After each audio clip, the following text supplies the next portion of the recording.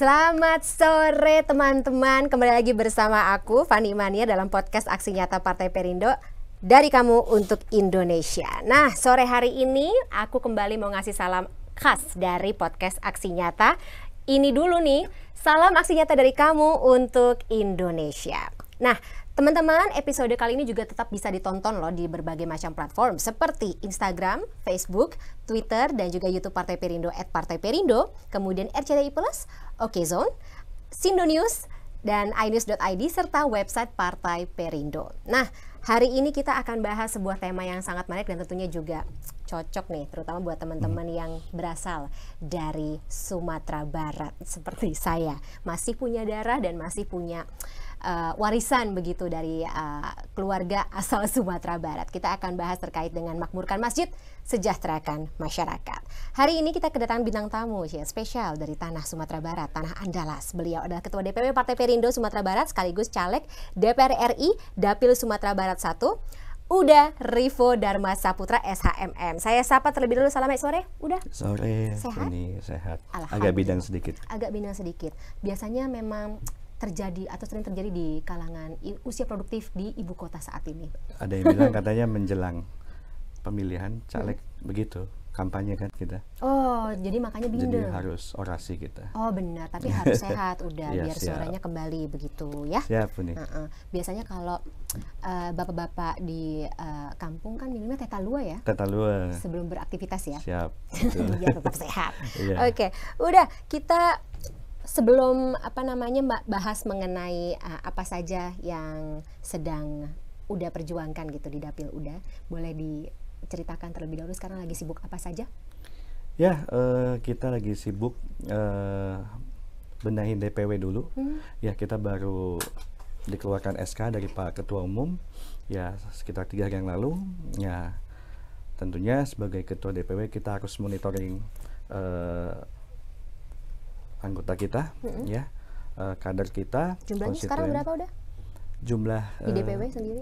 Kader ada 8. Ada 8. Perindo ada 8 untuk Dapil 1. 8. Jadi kita fokus konsolidasi ke dalam, ya, turun ke lapangan. Ya, normatif lah ini ya. Artinya ya kita harus kerja keras sekarang ini untuk mengejar 2 digit kalau kata Pak Ketum. Amin, amin ya rabbal alamin. Kalau misal perjuangan didasari dengan niat baik, biasanya akan mendapatkan hasil yang baik. Siap, kan itu moto kerja kita ya, ya. Kita sebagai putra-putri dari tanah Sumatera Barat. Siap.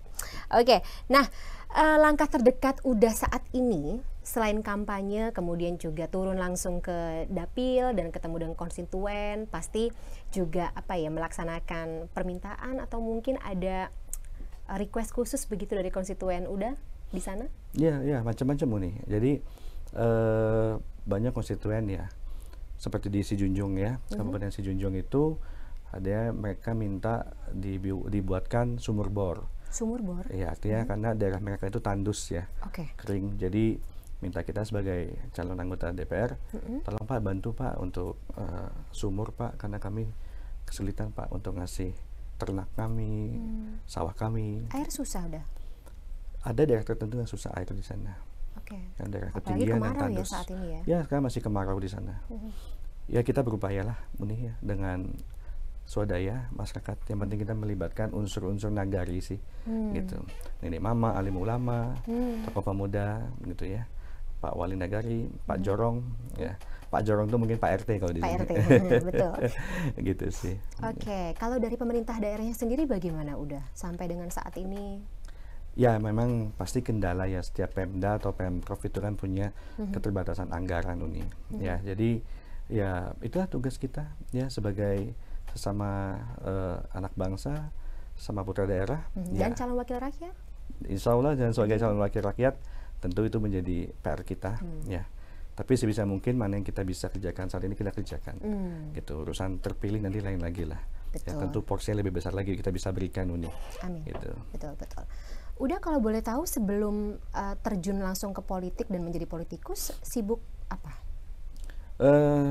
Saya aktif di bidang sosial. Ya, 2021 saya bikin launching itu 1 juta sajadah.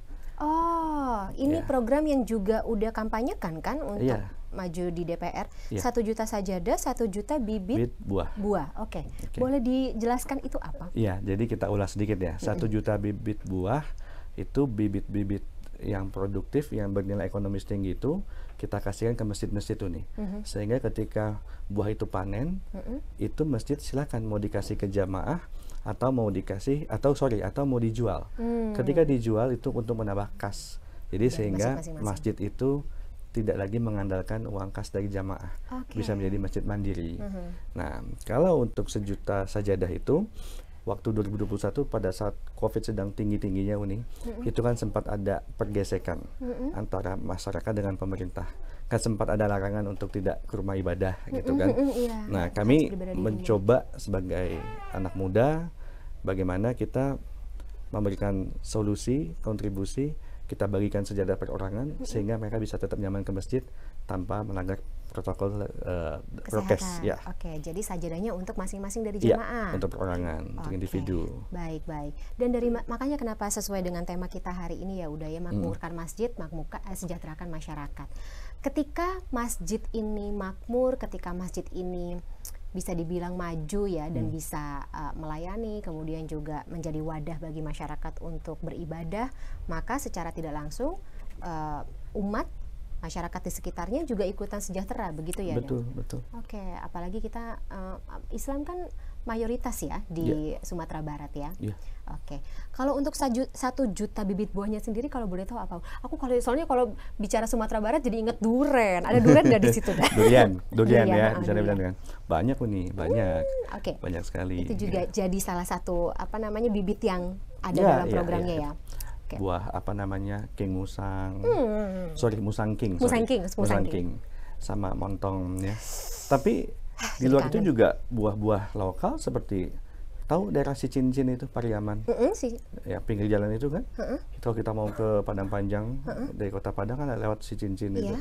Itu kan buah lokalnya saja manisnya luar biasa. Betul. Gitu. Nah, jadi kalau saya porsi pembagian tetap mengutamakan ya bibit lokal sih. Bibit lokal. Oke, asli Indonesia dan bisa memajukan UMKM sendiri ya, Iya, udah iya, ya. iya. Dan sejauh ini antusiasme dari masyarakat bagaimana? Kalau untuk daerah tertentu ya penghasil buah seperti Pariaman itu cukup banyak Uni. Sampai mereka bawa buahnya itu ke Bukit Tinggi gitu. Kangen. Jadi kangen, pengen pulang. Gitu. Terus bagaimana? Ya, jadi ya banyak bahkan sampai dibikin sop duren gitu. Itu ada di Kota Padang. Gitu, daerah Kampung Cina Pondok namanya. Oke, oke. Jadi buat teman-teman yang merantau seperti saya dan juga udah Rivo ya, hitungannya merantau ya, Daya. Yeah. Pasti itulah ada hal-hal atau ada warisan dari Kota Padang, dari Sumatera Barat yang selalu bikin kangen untuk pulang ke kampung halaman ya. Betul banget, betul banget. Baik. Nah, tapi kan jadi politikus kan berarti udah harus ya merantau. Kenapa mau akhirnya terjun ke politik?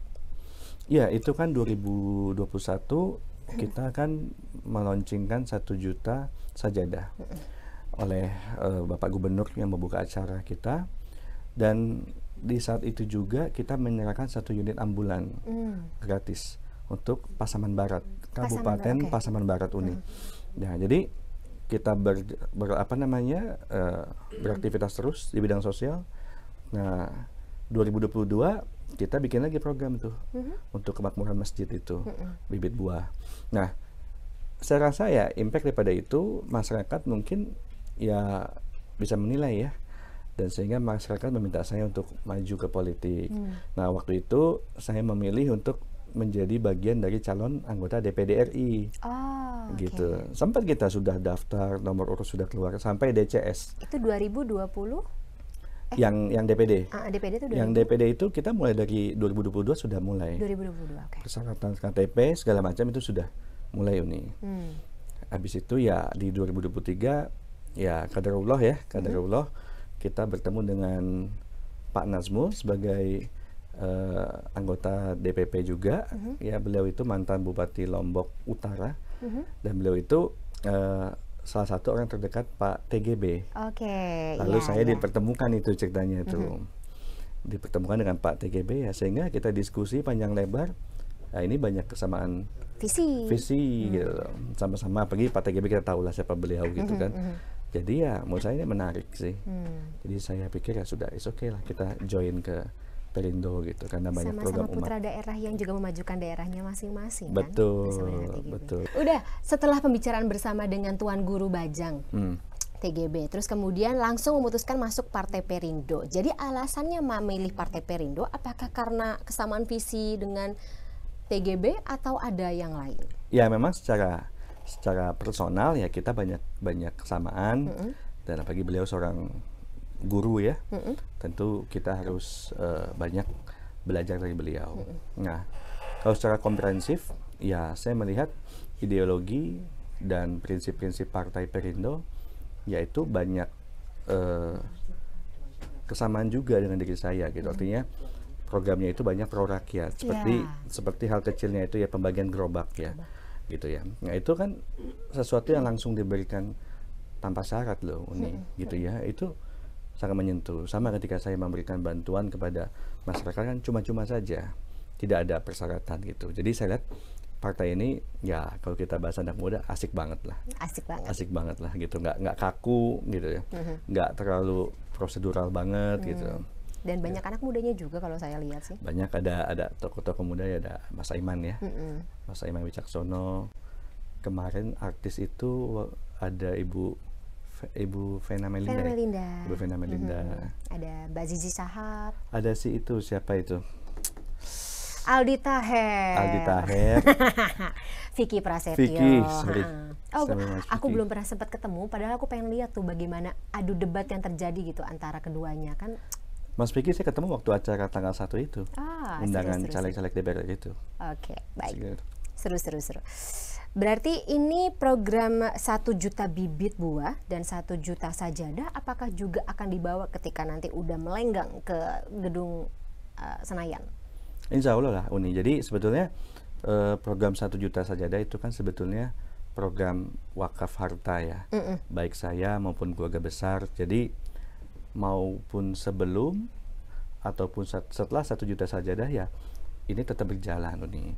Bahkan kita ini lebih kita combine ya. Artinya sekarang sudah tidak lagi sajadah, ada jilbab, ada tikar masjid, karpet masjid itu Uni, yang meteran itu ya. Udah gitu ada apa mic untuk di masjid ya, gitu. Jadi udah untuk imam kita atau khatib situasional saja gitu sesuai kebutuhan masyarakat sih. Memang masih banyak kebutuhan berarti ya sebenarnya. Banyak. Terutama di luar Sumatera Barat juga kan, karena kan daerah lain juga masih butuh ya untuk membangunkan masjidnya. Betul. Baik. Udah kita masuk ke topik yang lebih apa ya namanya? Bukan berat sih. Kita sih bisa bilang ini salah satu concern karena terjadi di tahun 2019 ketika pemilu berlangsung. Terkait dengan politik identitas. Dan kalau saya perhatiin waktu itu Sumatera Barat cukup masif ya, apa ya namanya, isu ini, terus kemudian juga dijadikan, bahkan waktu itu sempat dijadikan senjata politik untuk politikus-politikus yang ternyata tidak menggunakan cara-cara yang beradab. Tanggapan udah bagaimana? Ya memang kita menyayangkan ya, artinya menyayangkan karena banyak sekali program Perindo, program umat yang banyak yang orang belum mengetahui gitu. Saya kemarin Uni, sekitar bulan lalu, saya turun ke Dapil, ya saya membawa program, artinya yang saya bawa itu Al-Quran gitu, itu bantuan dari partai gitu kan, berarti kan ya secara identitas tidak ada masalah gitu loh. Nah dan saya pun juga tidak ada keberatan membawa program-program ibadah, Pak Ketua Umum mendukung, Pak TGB mendukung, jadi ya saya rasa itu hanya oknum lah ya, atau pihak tertentu yang mungkin ingin menggoreng berita gitu loh. Kalau yang salah menurut Uda bagaimana ketika politik dijadikan senjata, bukan, maksud aku agama dijadikan senjata untuk berpolitik? Menurut saya itu kurang etis ya. Kurang etis dan itu sangat tidak patut tuh nih. Gitu. Kalau kita berpolitik itu kan sama dengan kita berkompetisi. Ya kita harus yang positif dan sportif gitu. Jadi janganlah yang isu-isu agama itu dikembangkan lah, ya kan? Seperti kemarin itu kan banyak hoax itu, masalah Perindo apa namanya men-tweet ya salah satu apa namanya kader kita gitu kan, ya men-tweet pro Israel gitu kan. Ternyata kan apalagi ini kemarin Israel sama Palestina itu, ya. Ternyata kan Pak Ketum menemui Pak Dubes memberikan bantuan langsung gitu. Dan perlu digarisbawahi, saya belum lama jumpa dengan Pak Ketum, Perdana Menteri Palestina itu sahabat beliau. Gitu. Nah, jadi banyak yang tidak tahu atau masyarakat belum banyak mengetahui tentang Perindo, tentang Pak Ketum gitu ya. Atau kebijakan politiknya. Itu kebijakan politiknya terkait gitu. dengan isu-isu luar negeri pun juga. Betul. Oke, kalau udah sendiri bagaimana, Ci? Langsung ini kita bahas kalau stance terkait dengan konflik militer atau genosida sih bisa kita bilang ya, yang terjadi di Palestina terhadap saudara-saudara Muslim di sana. Ya tentu sebagai kita umat Muslim ya tidak bisa kita pungkiri ya, kita wajib sekali Uni untuk mensupport ya, memberikan tenaga, pikiran, bahkan kalau bisa materi kita, ya kan? Itu wajib bagi kita untuk umat Muslim, ya. Tetapi alangkah baiknya kedua belah pihak bisa menghentikan peperangan tersebut. Gencatan senjata itu gencatan penting senjata ya? gitu, karena hemat saya peperangan itu tidak akan pernah memberikan kedamaian. Banyak mudaratnya, lebih banyak mudaratnya. Iya gitu. Jadi ya mudah-mudahan lah para elit global, ya, para duta besar, ya, termasuk dari perwakilan kita bisa mengupayakan itu. Amin, amin. Maaf ya sedikit melenceng, tapi ngomong-ngomong tadi soalnya menarik sih gitu ketika membahas mengenai kita kan juga terlibat dalam narasi genosida di Palestina, terus kemudian ini juga menjadi perhatian global, skala global gitu ya, Dan. Nah, bicara mengenai perhatian skala global, terutama dari milenial dan juga Gen Z, anak-anak muda ini. Menurut Uda, bagaimana kita bisa mengajak mereka untuk berpartisipasi dan tidak hanya berhenti di narasi di media sosial saja, tetapi juga sampai ke TPS untuk nyoblos di pemilu 2024 nanti? Ya, menurut saya kalau Gen Z ini kan dia ya bahasa Indonesia itu atau bahasa orang Jakarta ikut-ikutan. Harus ada nih, ibaratnya si kepala gengnya ini siapa nih ini, ya kan? Kalau kita nyebutnya sekarang key opinion leader. Oke, ini lebih keren sekarang ya. Oke, si Call ini harus bisa membawa Uni, gitu, harus membawa gitu kan, memberikan pemahaman segala macam dan membawa adik-adik kita ke TPS lah, gitu kan. Jadi ya menurut saya paling efektif itu ya si leadernya itu, gitu. Itu juga yang dilakukan Uda di Sumatera Barat, di Dapil Uda? Iya, kita memberikan politik edukasi, mengkomunikasikan ya, artinya tentang pentingnya kita berpolitik ya. Dan kebanyakan kan adik-adik itu melihat wah politik identik dengan korupsi, nepotisme dan lain-lain gitu, identik dengan black campaign gitu kan. Dan masih dikuasai oleh politikus yang senior banget Iya, gitu. Anak muda tuh biasanya dipandang sebelah mata dan. Iya gitu. Jadi anak muda ini sebenarnya lebih harus dibuat programnya. Anak-anak itu atau adik-adik kita ini kan programnya harus menarik sih, harus menarik sehingga mereka bisa bergabung gitu. Gitu ya, kayak saya di dapil saya itu ini ya kan menceritakan politik, saya nggak langsung cerita politik. Ayo bikin bola yuk, event sepak bola. Apalagi bola ya, cowok mana sih di Indonesia yang nggak mau main badminton bola gitu. Jadi ketika break ya kita baru kasih penjelasan gitu. Gitu. Dan sejauh ini keinginan mereka atau ya lagi-lagi mereka cukup tertarik untuk mempelajari politik lebih lanjut dan turut serta? So-so sih ini. Jadi artinya masih ada yang mau bergabung, ada yang tidak, ada yang sekedar udahlah nanti pas pemilihan mau caleg atau pilkada maupun pilpres udahlah kita coblos, ada yang sekedar itu, tapi ada juga yang sudah aktif ya. Tapi menurut saya sih sekarang milenial sudah mulai banyak bergabung sih ya gitu loh. Ya itulah pentingnya para DPW dan DPD kita, ya kan? Ya mempopulerkan itu politik asik. Politik asik. Iya, itu moto kita. Politik asik dan politik tadi yang tidak mengedepankan agama menjadi senjatanya ya. Tidak boleh. Luka-luka 2019 tidak perlu kita buka lagi ya. Tidak buka, tidak usah. Oke, mungkin terakhir udah untuk 2024 ini harapan dari Uda Rifo Dharma untuk Sumatera Barat khususnya apa? Tentulah Uni ya, sebagai kita warga Sumatera Barat, kita dirasa masih pentingnya pendidikan. Masih banyak ya saudara kita itu, mohon maaf ya, hanya sampai SD, SMP gitu. Karena tidak punya aksesnya atau bagaimana, Dan? Saya rasa ada mereka, saya pernah studi banding masalah itu ya. Mereka cenderung lebih menyukai dagang ya.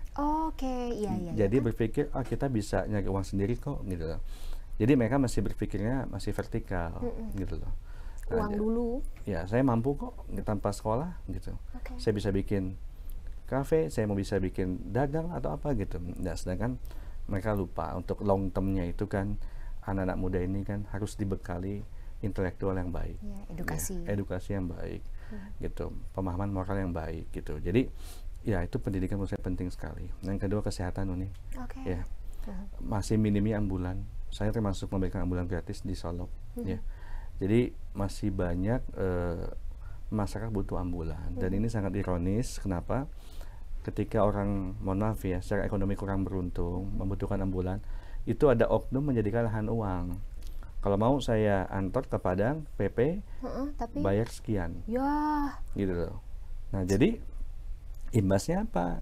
Si keluarga ini yang sakit ini ngutang sampai ke bank keliling gitu loh. Padahal jadi, ingin menyembuhkan anggota keluarganya yang untuk berobat saja sudah sulit gitu kan. Nah itu, jadi ya tentu harapan saya segala sektor ya, baik Pemda setempat ya, ormas-ormas gitu, kita harus bersatu lah, ya. Bagaimana masyarakat yang ekonomi lemah ini bisa terbantu nih. Memberantas mafia ambulan sih, saya boleh bilang nggak? Namanya mafia ambulan nih berarti kan? Ya kayak gitu sih. Jadi kalau saya sih lebih ke fokus kedua itu, ya. Kalau kita bicara ekonomi itu terlalu komprehensif ya, masing-masing punya profesi masing-masing gitu. Tapi dua itu harus jadi atensi sekali. Dan menyasar langsung ke tengah masyarakat dan juga kebutuhannya warga. Betul. Baik, udah. Nah, ini mungkin sedikit tips terutama untuk anak muda, apalagi tadi sih kalau misalnya kita bilang anak-anak muda di Sumatera Barat yang lebih banyak memikirkan yang penting karena udah dapat cuan, terus mikirnya kan biasanya sekolah kan nanti juga buat kerja juga buat dapat uang. Kalau ternyata bisa dapat uang yang lebih cepat, kenapa harus sekolah? Mungkin udah bisa memberikan tips atau bagaimana masukan imbauan imbauan. Gak apa-apa dah.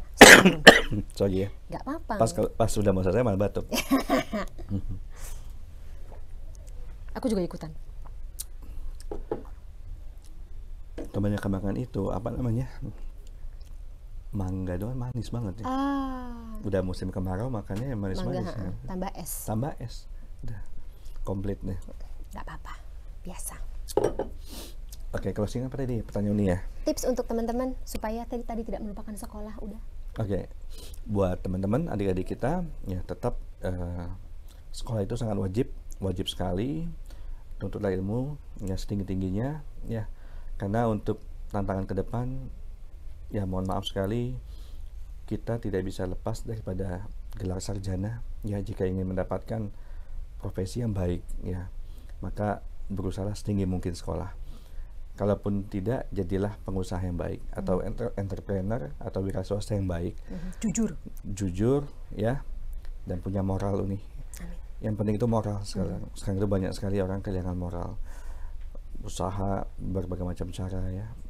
Banyak sekali nih. Jadi menurut saya itu pendidikan edukasi moral ya. Makanya sedikit dua konteks ya. Kalau orang-orang tua zaman dulu itu itu ada namanya ngaji sore ya, di Langgar atau istilah mungkin kita kecil-kecil pasti inget ya, sore-sore habis asar ya kan, TPA. Ke TPA. Nah itu sadar tidak sadar, secara tidak langsung itu yang membentuk kita juga gitu loh, sadar nggak sadar gitu loh. Nah ini yang sudah banyak berkurang nih. Saya rasa itu ya sebaiknya bagi kita yang di Sumbar itu digalakkan kembali ya. Karena itu besar sekali pengaruhnya. Iya. Ketemu sama guru, pendidik, alim ulama, bergaul juga dengan cara yang benar bersama dengan teman-teman yang ya punya nilai yang sama, begitu sama-sama benar ya. Jadi kangen aku kan masa kecilnya. Baik, udah, terima kasih ya gitu. Selain karena kita mendapatkan insight yang cukup dalam, saya juga kembali diingatkan ya tadi nilai-nilai yang ketika kita tumbuh dewasa tuh kadang-kadang kita suka lupa ya, betapa menarik. Dan juga berguna begitu. Betul. Baik udah. Nah tadi juga berkaitan dengan Partai Perindo, teman-teman penonton podcast Aksi Nyata Partai Perindo, kampanye Aksi Nyata dari Kamu untuk Indonesia ini tentunya relate dan sangat berkaitan dengan movement yang dijalankan oleh Partai Perindo, yaitu produktif, solutif, modern, bersih, berintegritas, peduli, dan juga turun tangan untuk Indonesia sejahtera. Nah, teman-teman juga bisa mendaftar sebagai anggota dari Partai Perindo dengan mengunjungi website www.partaiperindo.com atau klik bit.ly/member Partai Perindo. Jangan lupa download aplikasi Partai Perindo di App Store dan Play Store atau scan barcode di sini. Saya mengucapkan terima kasih banyak sekali lagi untuk Udarivo Dharma. Semoga sukses lagi-lagi ya. Niat baik, insya Allah juga akan memberikan hasil yang baik. Ya. Semoga lancar menuju ke kursi Senayan. Amin. Amin. Sehat-sehat ya Uda ya. Siap Uni, sama-sama saja. Kalau misalnya ke Jakarta akan lebih sering berurusan dengan yang namanya polusi. Oh iya, Dan juga tenggorokan. Jadi sehat-sehat sekali lagi. Siap. Terima kasih sekali. Terima kasih Uni. Nah, terima kasih juga untuk Partai Perindo yang selalu bergerak dengan aksi nyata. Semoga Partai Perindo semakin sukses dan maju terus untuk Indonesia sejahtera. Akhir kata, saya Fani Imaniar. Kita akan ketemu lagi di episode podcast Aksi Nyata Partai Perindo berikutnya. Sebelumnya, sehat-sehat selalu untuk semuanya ya. Banyak sekali ini sumber penyakit di sekitar kita. Tapi kita akan ketemu lagi lain kesempatan. Selamat sore, sampai jumpa.